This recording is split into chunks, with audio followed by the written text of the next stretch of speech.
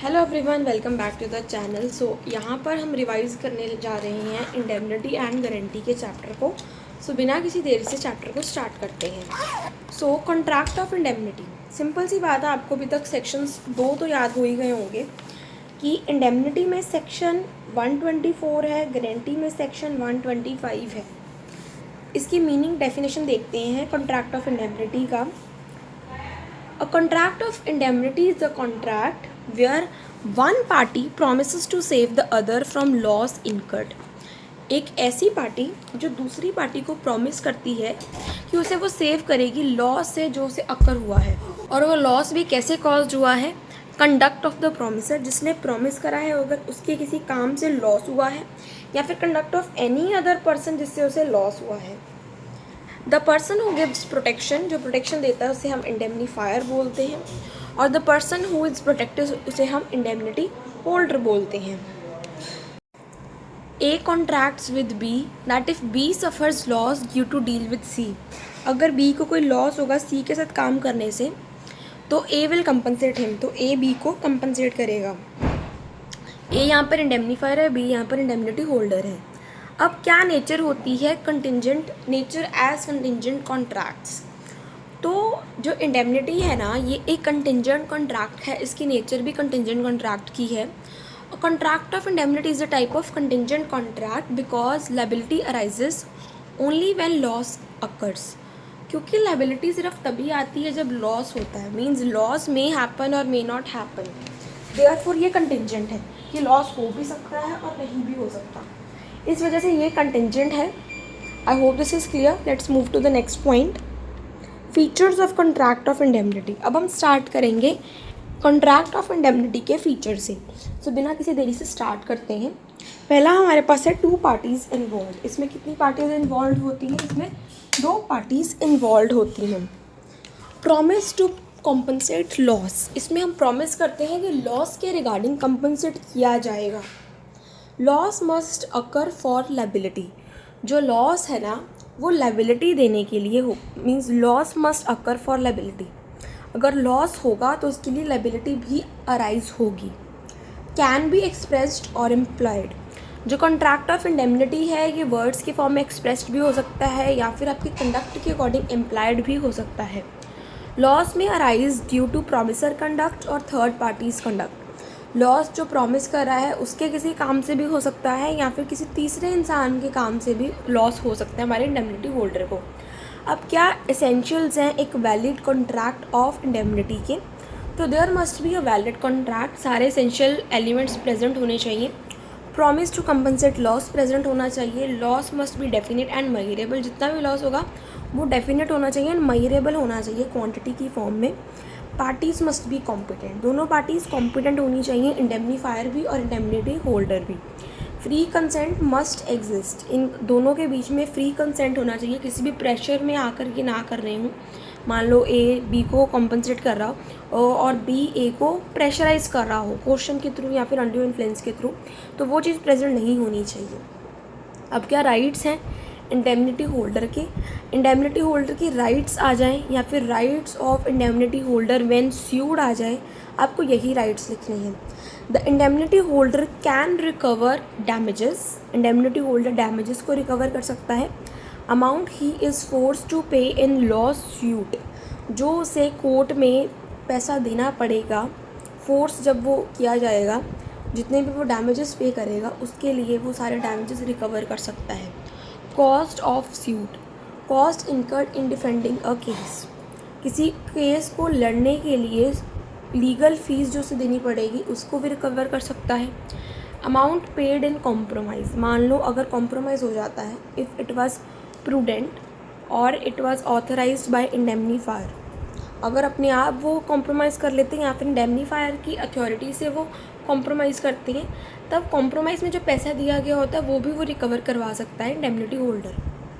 अब क्या additional rights है? Right to ask indemnifier to bear liability, वो अपनी जेब से ना पैसे देकर, not from his own pocket, he can ask indemnifier to payer. Right to protection for honest actions, indemnifier को वो कहे कि ऑनेस्ट एक्शंस करना, इसके लिए वो उसके लिए उससे राइट मांग सकता है। अब एग्जांपल है, if B is sued by C and spends 10,000 defending himself. अगर बी सी को स्यू कर देता है और 10,000 वो उसे लड़ने का लेता है, केस लड़ने का लेता है, मीन्स उसके लग जाते हैं, तो बी रिकवर कर सकता है ए से जो कि उसका इंडेमनीफायर है।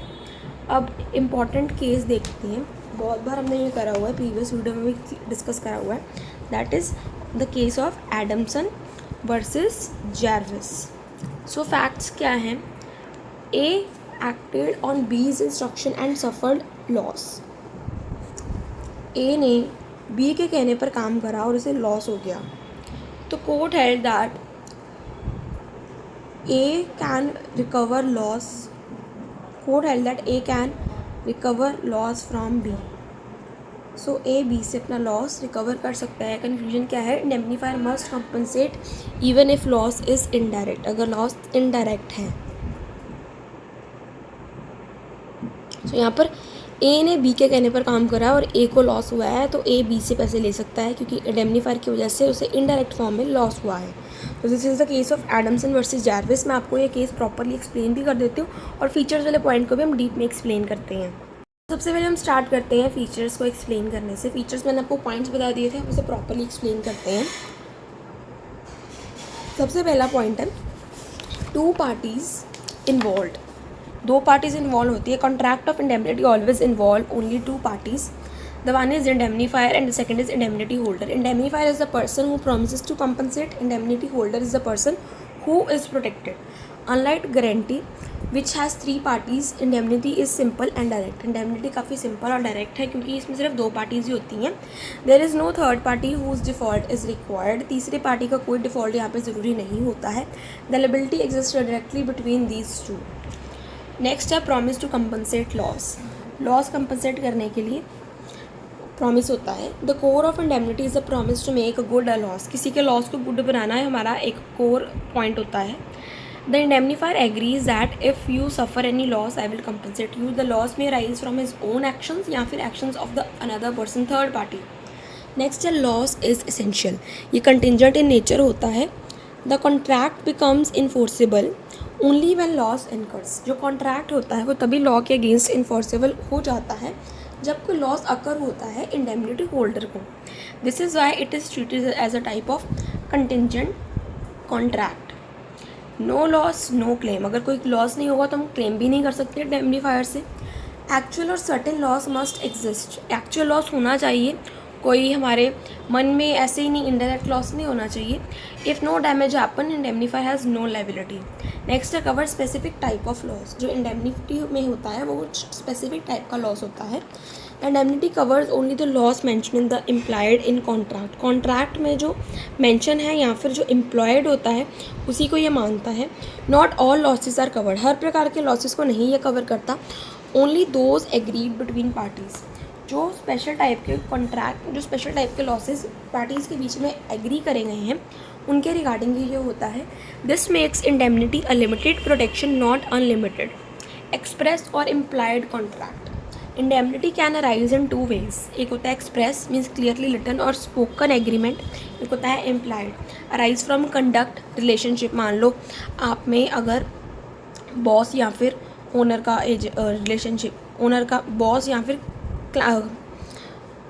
या फिर एम्प्लॉयर का रिलेशनशिप है या फिर जिसे हम एम्प्लॉय या फिर एम्प्लॉयर बोल देते हैं, तो आपको उसका काम करना ही पड़ेगा। मान लो आपका काम है सेलर और एजेंट का, तो वो रिलेशनशिप आप में जो है, आपका जो कंडक्ट है उसकी वजह से ये रिलेशनशिप आता है। और कई बार सर्कमस्टांसेस की वजह से भी आता है, जैसे कि एम्प्लॉयर और एम्प्लॉय की सिचुएशन है तो ऑफन ये क्रिएट करती है इम्प्लॉयड इंडेमनिटी, इम्प्लाइड इंडेमनिटी। तो एम्प्लॉई को हमेशा एम्प्लॉयर का काम करना ही पड़ेगा। कोई लॉस होगा तो उसका काम ठीक करके देना ही पड़ेगा। लॉस में arise from any person's conduct. Loss can cause by indemnifier himself और any third party. So the indemnifier still has to compensate even if he didn't directly cause the loss. तब भी उसे पैसे देने पड़ेंगे जब उसने कोई डायरेक्टली लॉस नहीं भी कॉज करा होगा। प्राइमरी लाइबिलिटी और ऑफ इंडेमनीफायर। इंडेमनीफायर की प्राइमरी लाइबिलिटी होती है, the indemnifier's liability is primary and independent. वो प्राइमरी भी होती है और इंडिपेंडेंट भी होती है, किसी के ऊपर निर्भर नहीं करती, जस्ट लॉस के ऊपर डिपेंडेंट होती है।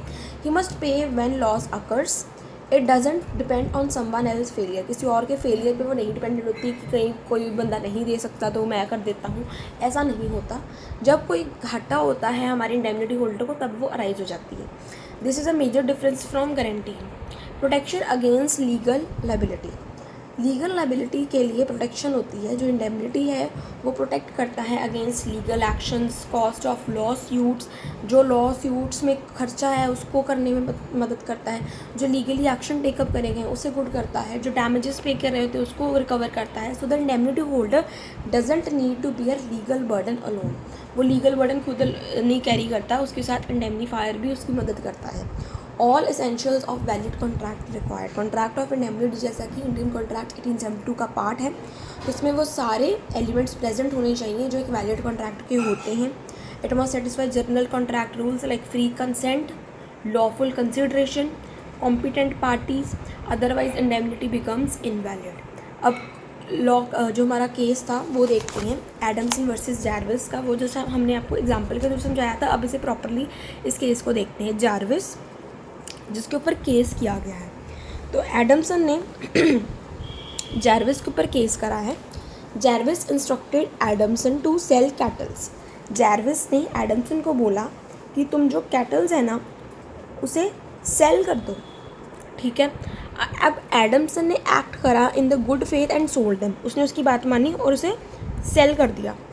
Letter it was discovered the Jarvis had no authority to sell cattles, Jarvis की कोई अथॉरिटी नहीं थी कैटल्स बेचने की। The real owner sued Adamson, जो उन कैटल्स का रियल ओनर था उसने एडमसन के ऊपर केस कर दिया। So Adamson had to pay damages to the true owner, फिर उसे सारे वो डैमेजेस पे करने पड़े ट्रू ओनर को। अब can Adamson recover the loss from Jarvis, क्या एडमसन यहाँ पे जार्विस से लॉस रिकवर कर सकता है? इशू ये आता है, उसने तो लॉस पे कर दिया, क्या जो वो डैमेजेस ने पे करे वो क्या जार्विस से कंसिडर कर सकता है?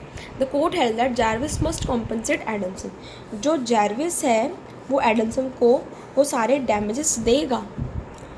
रीज़न क्या है? द कोर्ट, वेरी इंपॉर्टेंट है reason, the court said when a person acts on the instructions of other, जब एक बंदा दूसरे के इंस्ट्रक्शंस पे काम करता है, there is an implied promise that the act is lawful, तो एम्प्लॉयड प्रॉमिस हो जाता है जो वो काम से कह रहा है वो लॉफुल ही होगा। इफ़ लॉस आकर उसे तब भी घाटा होता है, the person giving instruction must indemnify, तो जो बंदा उसे इंस्ट्रक्शन दे रहा है, जहाँ पर जार्विस एडमसन को इंस्ट्रक्शन दे रहा था, तो यहाँ पर ये इंडेमनीफायर बन जाएगा और एडमसन इंडेमनिटी होल्डर बन जाएगा। सो लीगल प्रिंसिपल जहाँ पे जो इस्टेब्लिश हुई है वो है implied indemnity rule. So if a person acts on another lawful instruction and suffers loss, he has right to indemnify, अगर एक बंदा दूसरे बंदे की लॉफुल इंस्ट्रक्शंस के अकॉर्डिंग काम कर रहा है और उसे लॉस हो जाता है तो उसे इंडेमनीफाई करना पड़ेगा। सो इस केस की क्या इंपॉर्टेंस है? इस केस की ये इंपॉर्टेंस है कि रिकॉग्नाइज्ड इम्प्लाइड इंडेमनिटी को यहाँ पे रिकॉग्नाइज किया गया है। Expanded scope beyond return contract से बढ़कर यहाँ पे स्कोप बताया गया है। Protects agents acting in good faith, जो एजेंट्स काम करते हैं उनके गुड फेथ में उन्हें प्रोटेक्ट किया जा रहा है। सो सिंपल अंडरस्टैंडिंग है, if you tell someone to do something and they suffer loss doing it for you must compensate them. So conclusion है, the features of contract of indemnity highlights it roles as a protective mechanism against loss.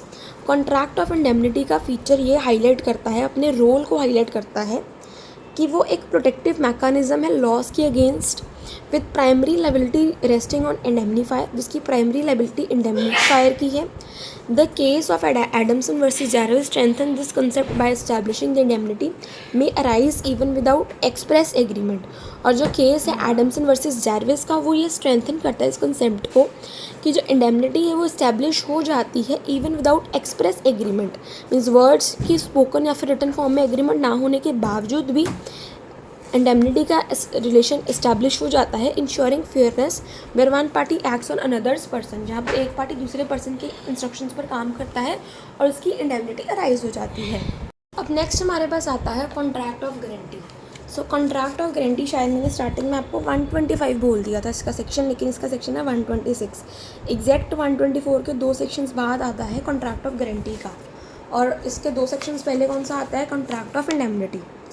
So contract of guarantee पढ़ते हैं. A contract of guarantee is a contract to discharge the liability of a third person in case of his default. So यहाँ पे properly specify नहीं करा हुआ किसकी liability है, किसका डिफ़ॉल्ट होगा. मैं आपको बताती हूँ. जैसे ए बी सी 3 बंदे हैं. ए ने बी को लोन दिया, सी ने श्योरिटी दी कि अगर बी लोन नहीं देगा तो मैं लोन दूंगा. अब बी ने लोन नहीं दिया तो ए को पैसे कौन देगा, सी देगा ए को पैसे. पार्टीज़ इन्वॉल्व, इसमें 3 पार्टीज़ होती है. श्योरिटी जो गारंटी देता है, प्रिंसिपल डेटर जो लोन लेता है, क्रेडिटर जो लोन देता है. एग्जाम्पल है A gives loan to B, C promises to pay if B fails. So C is the surety, B is the principal debtor and A is the creditor. अब features of contract of guarantee देखते हैं. पहला है 3 parties involve. Contract of guarantee में 3 parties होती हैं और एक ट्रायंगुलर रिलेशनशिप होता है. लायबिलिटी अराइज होती है सिर्फ और सिर्फ डिफ़ॉल्ट के केस में. अगर कोई डिफ़ॉल्ट होता है मींस जो प्रिंसिपल डेटर वो पैसे नहीं पे कर पाता, तभी जो हमारा श्योरिटी है वो पैसे देगा. श्योरिटी की जो लायबिलिटी होती है वो सेकेंडरी होती है. मींस सबसे प्राइमरी लायबिलिटी प्रिंसिपल डेटर की होती है जिसने लोन दिया है, फिर श्योरिटी की होती है अगर वो पैसे नहीं दे पाता. जो हमारा कॉन्ट्रैक्ट ऑफ गारंटी है ये भी ऑरल और रिटन हो सकता है. अब स्टार्ट करते हैं essentials of a valid contract of guarantee. Contract of guarantee के क्या एसेंशियल्स हैं. Existence of 3 parties, must have surety, debtor, creditor. Separate agreement, separate agreement होता है प्रिंसिपल डेटर और क्रेडिटर के बीच में, श्योरिटी और क्रेडिटर के बीच में. इन सब के बीच में सेपरेट एग्रीमेंट होता है. क्रेडिटर और डेटर के बीच में एग्रीमेंट होता है कि मैं, डेटर कहता है कि मैं आपका पैसा दूंगा. श्योरिटी और क्रेडिटर में क्या होता है कि श्योरिटी कहता है कि अगर आपका डेटर आपको पैसे नहीं देगा तो मैं आपको पैसे दूंगा. सो सेपरेट एग्रीमेंट होता है डेटर और क्रेडिटर और श्योरिटी और क्रेडिटर के बीच में. बेसिकली क्रेडिटर के साथ सेपरेट एग्रीमेंट होता है. नेक्स्ट है consideration. Benefit to principal debtor is sufficient. जो प्रिंसिपल डेटर का बेनिफिट होता है वो तो होता ही होता है लोन लेने का. There is no need for separate consideration for surety. Surety की कोई सेपरेट कंसिडरेशन नहीं होती. It is insufficient consideration for the surety that the principal debtor is getting the loan. Competency, जो श्योरिटी है और जो क्रेडिटर है, जो पैसे देने वाला है और जो गारंटी देने वाला है, वो कॉम्पिटेंट होना चाहिए. मीन्स वो मेजर होना चाहिए, माइनर नहीं होना चाहिए, अनसाउंड माइंड का नहीं होना चाहिए. लेकिन जो प्रिंसिपल डेटर है, जो लोन ले रहा है, वो कोई भी हो सकता है. मीन्स वो कॉम्पिटेंट ना भी हो तब भी चलेगा. No writing required. Oral guarantee भी वैलिड मानी जाती है. कोई एग्रीमेंट रिटर्न फॉर्म में वैलिड ज़्यादा मतलब एसेंशियल नहीं होता है. सेकेंडरी लायबिलिटी, श्योरिटी पे करता है अगर डेटर डिफ़ॉल्ट करता है, उसकी लायबिलिटी सेकेंडरी होती है. अब बात करते हैं बेसिस ऑफ डिफरेंस, जो काफ़ी इंपॉर्टेंट है एग्ज़ाम के लिए. इंडेमनिटी में 2 पार्टीज़ होती हैं, गारंटी में 3 पार्टीज़ होती हैं. इंडेमनिटी की लायबिलिटी प्राइमरी होती है कि लॉस होगा तो उसे देना पड़ेगा. इसमें गारंटी में हमारे जो हमारा श्योरिटी होता है उसकी सेकेंडरी होती है. अगर वो नहीं देगा पैसे फिर वो देगा, नहीं तो वो उसे नहीं देने की ज़रूरत. पर्पस क्या है, लॉस को कंपनसेट करना, यहाँ पे पेमेंट को इंश्योर करना. वहाँ पर कॉन्ट्रैक्ट टाइप है कंटिंजेंट. मीन्स अगर लॉस होगा, हो भी सकता है, नहीं भी हो सकता. यहाँ पे सेकेंडरी ऑब्लिगेशन है. ऑब्लिगेशन तो देनी ही पड़ेगी, फिर वो चाहे प्रिंसिपल डेटर को देनी है, फिर चाहे वो श्योरिटी को देनी है. रिक्वेस्ट जो है यहाँ पर ज़रूरत नहीं है रिक्वेस्ट की. वहाँ पर must be at debtor's request. यहाँ पर कोई रिक्वेस्ट करने की ज़रूरत नहीं है. लॉस होगा तो इंडेमनीफायर को अपने आप पता होना चाहिए कि मुझे पैसे देने, इंडेमनिटी होल्डर नहीं देगा पैसे. यहाँ पे डेटर जिसने पैसे लिए हैं वो रिक्वेस्ट करेगा श्योरिटी को कि आप मेरी तरफ से पैसे दे दो. ये वाला पॉइंट वैसे इतना वैलिड नहीं है. अब बात करते हैं purpose of contract. So indemnity की केस में प्रोटेक्शन होती है लॉस के अगेंस्ट. गारंटी के केस में एश्योरेंस ऑफ पेमेंट होती है. लायबिलिटी का केस देखिए तो इंडेमनीफायर की लायबिलिटी प्राइमरी होती है, श्योरिटी की सेकेंडरी होती है. कंटिन्यूसी देखें तो इंडेमनिटी डिपेंड करता है लॉस की अकरेंस के ऊपर, गारंटी डिपेंड करता है डेटर की डिफ़ॉल्ट के ऊपर. पार्टीज़ इंटरेस्टेड देखें तो इंडेमनिटी जो इंडेमनिटी और इंडेमनीफायर का इंटरेस्ट होता है. इंडेमनिटी में क्या होता है, इंडेमनीफायर का इंटरेस्ट होता है और गारंटी में surety journey has no direct interest, उसका कोई इंटरेस्ट नहीं होता. अब यहाँ पे इंडेमनीफायर का कैसे इंटरेस्ट होता है वो भी मैं आपको एक्सप्लेन करती हूँ. So let's see. So the basic idea is in contract of indemnity the indemnifier is not just helping randomly. He usually has some interest, benefit और कनेक्शन इन द ट्रांजेक्शन. वो जस्ट एमी नहीं help करता होता, उसका इसके पीछे कोई बेनिफिट छिपा होता है. This interest is this interest is why he agrees to take the risk, इस वजह से वो इस रिस्क को लेने के लिए तैयार होता है। Now what does interest means here, यहाँ पर इंटरेस्ट का क्या मतलब है? इंटरेस्ट का मतलब है financial benefit, legal connection, personal या फिर business advantage. So the indemnifier is indirectly protecting himself, वो अपने आप को बचा रहा है दूसरी पार्टी को सेव करके। Now how indemnifier has interest, financial interest कैसे हुआ? इंडेमनीफायर मे गेन मनी और प्रॉफिट फ्रॉम द ट्रांजेक्शन, जो वो उसके लिए लॉस का पैसा दे रहा है, क्या पता उसको उससे कोई प्रॉफिट हो रहा हो। A ask B to sell goods on his behalf and promises indemnity, A benefits from the sale so he has financial interest. एक बी को कहता है कि वो गुड्स बेचे उसके बिहाफ में, तो यहाँ पे ए को क्या बेनिफिट हो रहा है? सेल से बेनिफिट हो रहा है। नेक्स्ट है बिजनेस इंटरेस्ट, द ट्रांजेक्शन में हेल्प इंडेमनीफायर्स बिजनेस, ये जो ट्रांजेक्शन है वो इंडेमनीफायर के बिजनेस को मदद कर सकता है। A company ask an agent to enter a deal and promise indemnity, the deal benefits the company so it is a business interest. Protection of own right और property, the indemnifier may be protecting his own property और legal rights. Example है, A ने B को बोला कि वो remove करे goods को लैंड से, claiming ownership and promise indemnity. So यहाँ पे ए जो है वो अपने क्लेम को प्रोटेक्ट कर रहा है, सो दैट उसके पीछे उसका इंटरेस्ट है। नेक्स्ट है एजेंसी रिलेशनशिप, बहुत इंपॉर्टेंट पॉइंट है। In many cases indemnity arises in principal agent relationship, the principal indemnifier benefits from agent's action, जो प्रिंसिपल है यानी जो इंडेमनीफायर है वो उसे बेनिफिट मिलता है एजेंट के एक्शन से। So this is exactly what was seen is Adamson versus Jervis वाला केस। Jervis told Adamson to sell cattles, Jervis has interest in sale, Jervis ने एडमसन को बोला था कि वो कैटल्स बेचे। यहाँ पे जैरविस का इंटरेस्ट था सेल में, so he had to indemnify Adamson, इस वजह से उसे एडमसन को इंडेमनीफाई करना पड़ा क्योंकि इसके पीछे उसका इंटरेस्ट था, सेल के पैसे उसी को तो मिलने थे। अब इनडायरेक्ट बेनिफिट भी होता है, even if not obvious, even if benefit is not direct, the indemnifier still has some connection. Example है, A guarantee safety of transaction to maintain reputation, A guarantee करता है किसी ट्रांजेक्शन की सेफ्टी को so that reputation बनी रहे। अब importance concept क्या है in indemnity? The indemnifier has primary liability, usually has interest in the transaction, is not acting as a stranger, उसका इंटरेस्ट होता है इस ट्रांजेक्शन में, वो जस्ट स्ट्रेंजर नहीं होता इस ट्रांजेक्शन के लिए। सिंपल वर्ड्स में हम बोल सकते हैं, the indemnifier has interest because the transaction is connected to his benefit, rights और इंस्ट्रक्शंस, उसके इंस्ट्रक्शंस के अकॉर्डिंग वो ट्रांजेक्शन चलती होती है। He seeks to protect the interest by promising compensation, जिस वजह से अपने इंटरेस्ट को बेनिफिट करने के लिए वो कंपनसेशन देने का प्रॉमिस करता है। लेकिन इतना हमें लिखना नहीं है, just we have to mention कि इंडेमनिटी में इंडेमनीफायर का इंटरेस्ट प्रेजेंट होता है, वो स्ट्रेंजर नहीं होता, लेकिन गारंटी में उसका कोई डायरेक्ट इंटरेस्ट नहीं होता, बस उसके प्रिंसिपल डेटर को लोन मिल जाए यही उसके लिए सफिशिएंट इंटरेस्ट कंसिडरेशन होती है। इंटरेस्ट का यहाँ पे मतलब है कंसिडरेशन। एक्टिंग अपॉन रिक्वेस्ट की बात करें तो guarantee requires request of debtor, indemnity doesn't require such request, मैंने आपको ऑलरेडी समझा दिया। कंक्लूजन पर आते हैं, a contract of indemnity and guarantee are both important tools of risk management. Risk को मैनेज करने के लिए इंडेमनिटी का कॉन्ट्रैक्ट, गारंटी का कॉन्ट्रैक्ट दोनों ही बहुत इंपॉर्टेंट है कमर्शियल लॉ के अंदर। While indemnity focuses on compensation of loss, indemnity loss को कंपनसेट करने में फोकस करता है। Guarantee ensure performance of obligation by third party, guarantee जो है वो ऑब्लिगेशन को परफॉर्म करने की इंश्योरिटी लेता है थर्ड पार्टी को देने के लिए। Understanding their difference helps in applying the correct legal principle in business transactions. इन दोनों के डिफरेंसेस को समझने के लिए ना समझ लेने के बाद हम लीगल प्रिंसिपल को अप्लाई बहुत बढ़िया तरीके से कर सकते हैं बिजनेस ट्रांजेक्शन्स के अंदर। And with this we come to the end of this revision. I hope this video helps you a lot. Don't forget to like, share and subscribe.